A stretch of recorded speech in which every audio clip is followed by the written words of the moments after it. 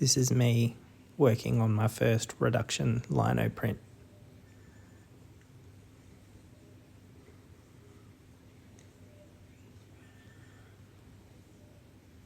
I'm using tools that I borrowed from uni and a piece of lino that was left in a bin at a school that I work at.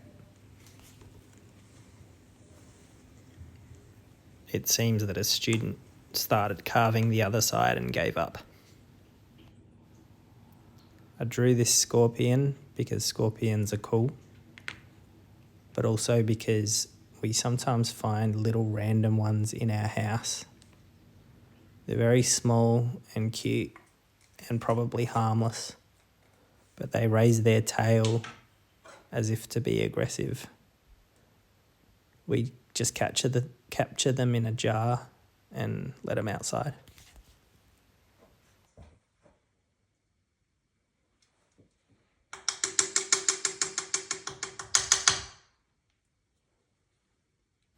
As this is a reduction form of lino printing, you've got to start off with a pretty light colour, and then every extra layer you do should get progressively darker.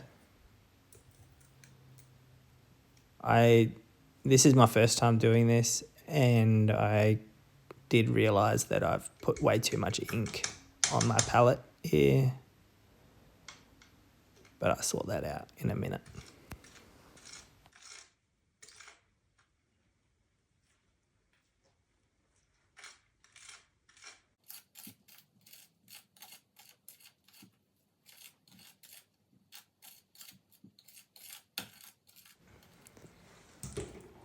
I was actually hoping to get a bit of a bronzy colour here by adding brown and white, but it's left me with this kind of salmony clay type colour, which I actually don't mind. I think to get a bronze colour, I would have needed to add some yellow and probably less white maybe. But these inks are quite expensive, so I didn't buy yellow. I just bought brown, black and white as I'm just getting started.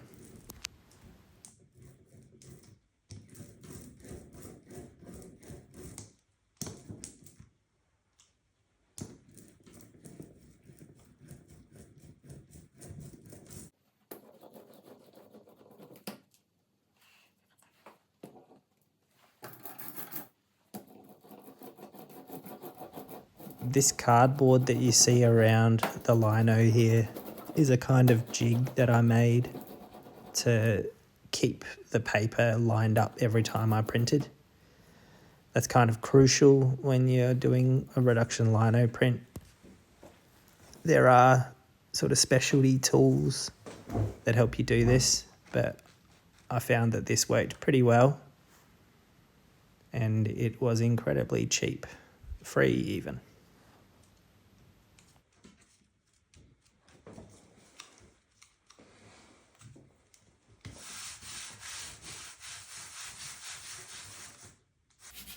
This process of carving and printing all bit by bit in a kind of planned fashion is quite satisfying, I must say.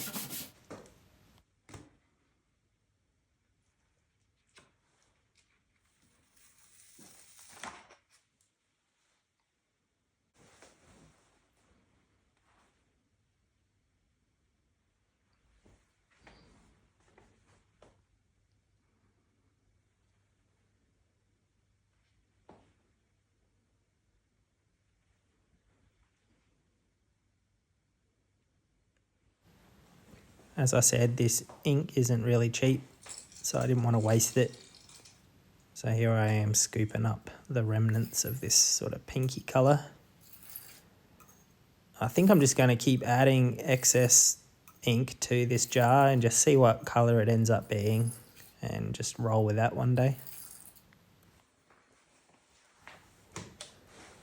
I actually forgot to get any footage of me carving away at the lino for the second print, but you might be able to see here that a significant amount has been carved away compared to the original.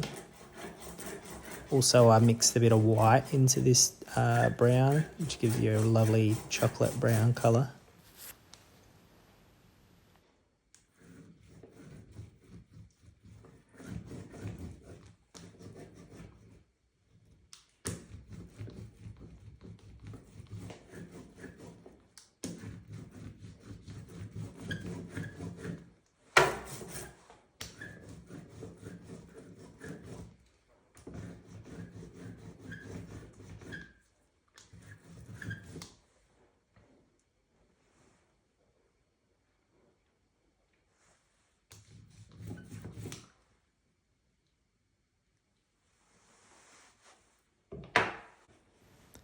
So here I've taken one of the prints from layer 1 and I'm lining it up on my little cardboard jig in exactly the right place, hopefully.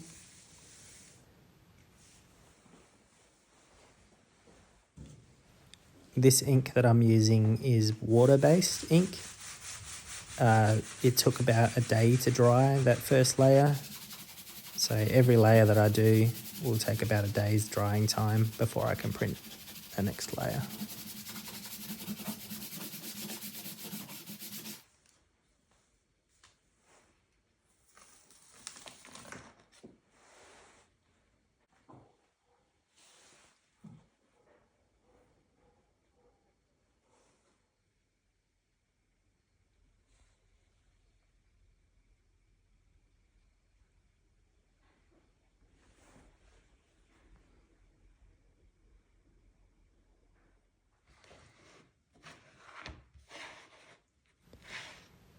So here I am carving away to make the final layer, which will be black.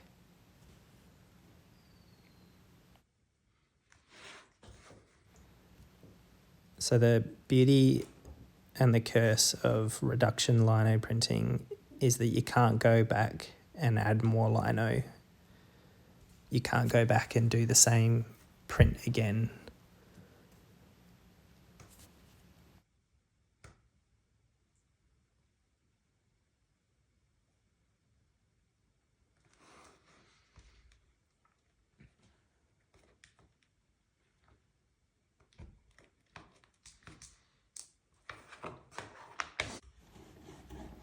You can also get oil-based ink, which takes about a week to dry in between each layer. So you'd have to be pretty patient.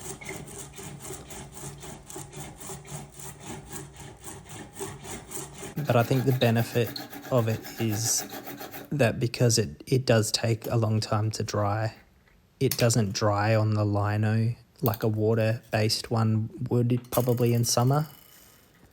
So probably artists who are making massive lino prints would you choose to use the oil-based one.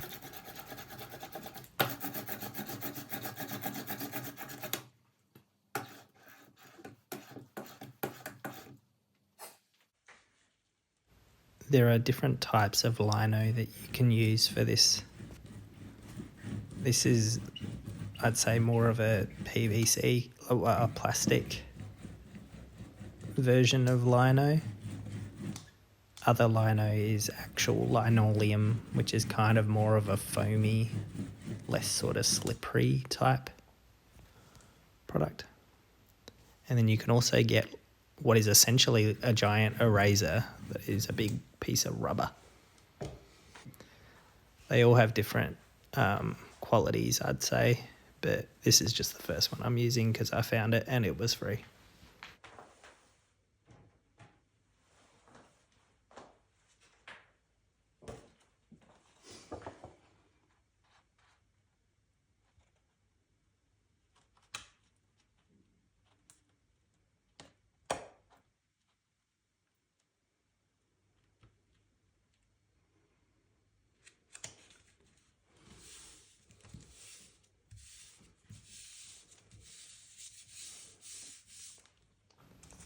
So here is the final layer getting done, a nice black.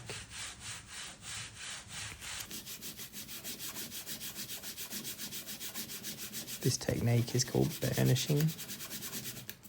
You're really just kind of pressing and rubbing I've watched some YouTube videos and can't quite work out how hard you're meant to press or how long you're meant to do this for, but you know, I'm just kind of winging it.